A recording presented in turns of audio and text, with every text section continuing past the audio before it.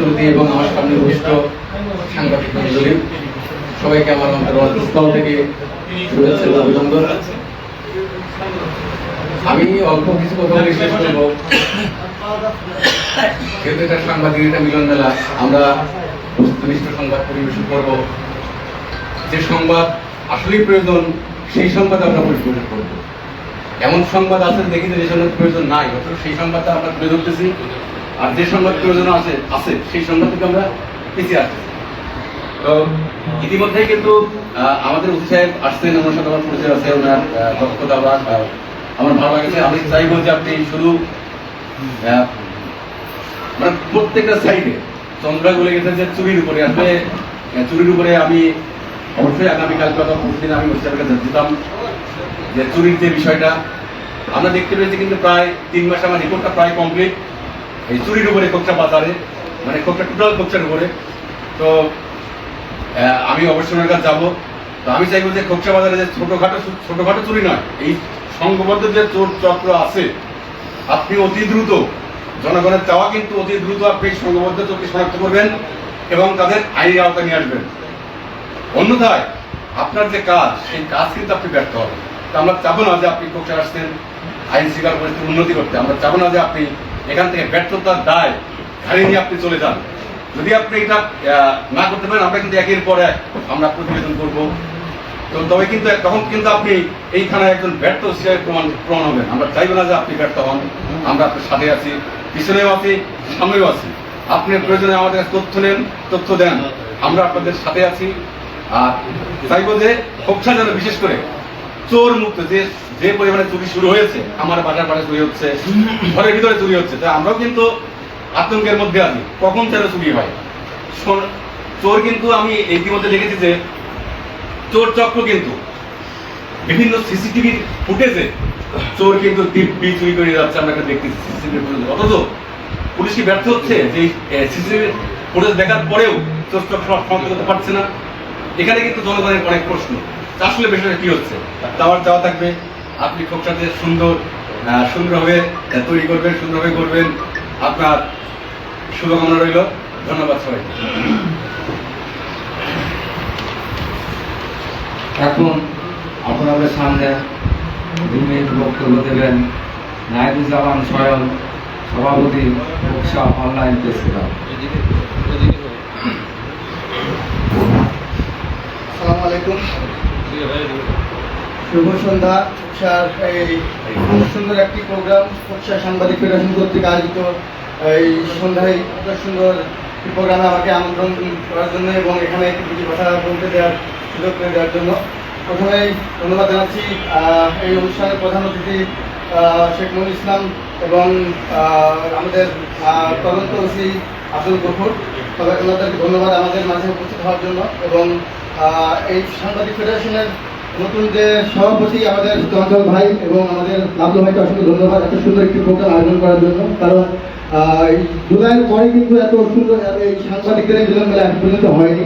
এর আগে হয়েছে, কিন্তু এই জুলাই যে বিপ্লব গেল, জুলাই যে সংস্কারের যে আন্দোলন গেল, এই আন্দোলনের পরে এত সুন্দর একটি প্রোগ্রাম করার জন্য অসংখ্য ধন্যবাদ। এটি খুবই প্রয়োজন ছিল, কারণ এখন দেশ সংস্কারের সময়, দেশ সংস্কারের প্রথমে সাংবাদিক এবং পুলিশদের যে মিলন মেলা, এটা খুবই প্রয়োজন ছিল। মত বিনিময়ের যে প্রয়োজনটা এখানে আপনারা জানেন, এখানে পক্ষের প্রায় 95% সাংবাদিক উপস্থিত আছেন, 2% সাংবাদিক এখানে নেই।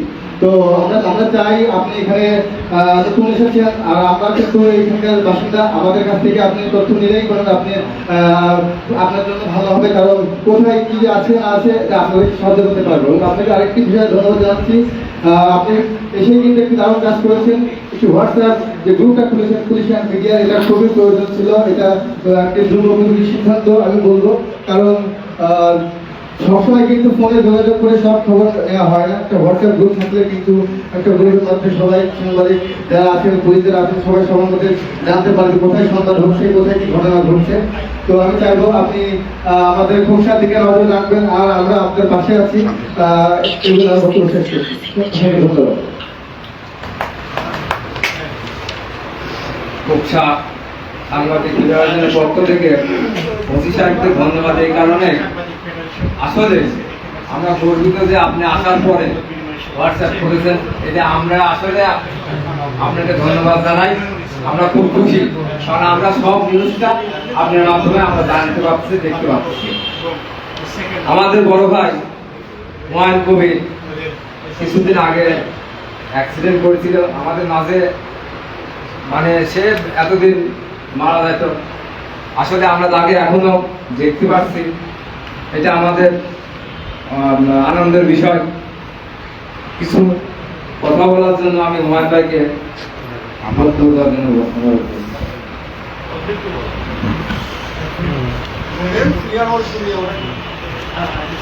পলবের সৈনিক হয় না কখনো বিদ্রোহী।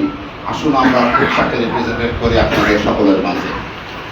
আজকে খোকসা সাংবাদিক ফেডারেশন কর্তৃক আয়োজিত এই সাংবাদিক মত বিনিময় সভার সম্মানিত সভাপতি, প্রধান অতিথি, বিশেষ অতিথি এবং আমার খুব শ্রদ্ধাভাজন সাংবাদিক ভাইরা, আসলে আমি কথা বলার জন্য মূলত প্রস্তুত ছিলাম না, তারপরও আমাকে বলা হয়েছে নামটা, এজন্য উঠছি। সবচেয়ে বড় কথা হচ্ছে যে আমরা সাংবাদিক, এই সাংবাদিক কথাটা শুধুমাত্র এতটুকুর মধ্যে সীমাবদ্ধ নয়, বরঞ্চ আমাদের দায়িত্ব, আমাদের কর্তব্য এবং আমাদের বেশ কিছু নিয়মানুবর্তিকতা অটোমেটিক চাপিয়ে যায়। যেমন আমরা যদি আজকে বিয়ে করি, কালকে কিন্তু আমার প্রতি সব দায় দায়িত্ব চলে আসে একজন নারী। সঙ্গত কারণেই সাংবাদিকতার পেশা শুধুমাত্র নিজেকে বোনের মস্তার আনার মতন একটি ঘটনা। তারপরেও পেশাদারিত্ব নিয়ে, মূল পেশাদারিত্ব দিয়ে, অর্থাৎ মানুষের মনুষ্যত্ব বোধ নিজের ভিতরে বিবেক জাগ্রত করে আসুন আমরা খোকসাকে তুলে ধরি। আর প্রশাসনের কাছে আমার একটাই কথা, আমার বাড়তি কোনো কথা দরকার নাই, সেটা হচ্ছে যে আমরা মিডিয়া কর্মী, আমরা চাই তথ্য। আপনার কাছ থেকে আমরা তথ্য পাবো, তার প্রমাণ যদি সে জয়েন করার পরের দিনই সে একটা হোয়াটসঅ্যাপ গ্রুপ খুলছে, তার মানে তথ্য দেওয়ার জন্য সে প্রস্তুত আছে। তবে সেই ক্ষেত্রে আমরা যারা মিডিয়া, ইলেকট্রিক মিডিয়ায় যারা কাজ করি, তারা কিন্তু দ্রুততর সময়ের মধ্যে, এখন তো আপনারা জানেন যে হাতে হাতে মোবাইল, অর্থাৎ অনলাইনে নিউজটা বেশি, তারা যখন জানতে পারে একটা ঘটনা, সঙ্গে সঙ্গে সেটার উপর তাগিদ দেয়। সেক্ষেত্রে আপনারা দ্রুততর সময়ের মধ্যে আমাদেরকে একটু প্রেস রিলিজ দিলে আমরা সন্তুষ্ট। এছাড়া এই সৌহার্দ্যপূর্ণ সম্পর্ক, অর্থাৎ সাংবাদিক আর পুলিশের মধ্যে কিন্তু পার্থক্য কিন্তু খুব একটা নাই, আমার যতটুকু ধারণা বা বুঝতে জানি আমি। তারপরেও আপনারা সম্মানিত সব মানে প্রধানমন্ত্রী আছেন, উনি বক্তব্য দিয়ে জানাবেন বিস্তারিত। তবে আমি যতটুকু জানি যে একজন সাংবাদিক প্রতিটা মুহূর্ত মানুষের কল্যাণে, মানবতার কল্যাণে এবং নিজের অবস্থানটাকে তুলে ধরার জন্য প্রতি মুহূর্ত সে দৌড়াই বেড়ায়, অর্থাৎ নিজের খেয়ে বোনের মোষ তাড়াই বেড়ায়। তাদেরকে যদি সাপোর্ট আপনি না দেন, আপনি তুষারধারী এবং আপনাকে রাষ্ট্রীয় সম্মান মর্যাদা দেওয়া হয়েছে, রাষ্ট্রের চতুর্থতম স্থান সাংবাদিকতা। সাংবাদিকতারও যদি গলা চিপে ধরা হয়, তাহলে আপনারা মনে হয় দেখতে পারতেছেন সেই 5ই আগস্টের কথা আর আমি তুলে ধরতে চাচ্ছি না, তার শুধু সাংবাদিকদের গলা চেপে ধরার কারণেই কিন্তু আজকের এই সাংবাদিকতার মানে প্রতিবাদ বা প্রতিপক্ষ না থাকার কারণে আজকের এই অবস্থা তৈরি হয়েছে। আর আমি এই জন্যই আমরা চাই যে আমাদের হাত পেতে ধরেন না, আমাদেরকে ছেড়ে দেন, আমরা আমাদের কথাগুলো বলতে পারি, আপনাদের সমালোচনা করে দেখুন আমরা কি ভুল করি না ন্যায় করি, সেটা তুলে ধরলে আপনারা নিজেরা বুঝতে পারবেন। সকলের সুস্বাস্থ্য এবং দীর্ঘায়ু কামনা করছি। সেই সাথে আজকের এই মহতী অনুষ্ঠানে সম্মানিত সভাপতি এবং সেক্রেটারিকে ধন্যবাদ জানাচ্ছি, স্পেশালি আমার পক্ষ থেকে, ব্যক্তিগত পক্ষ থেকে, এবং সেই সাথে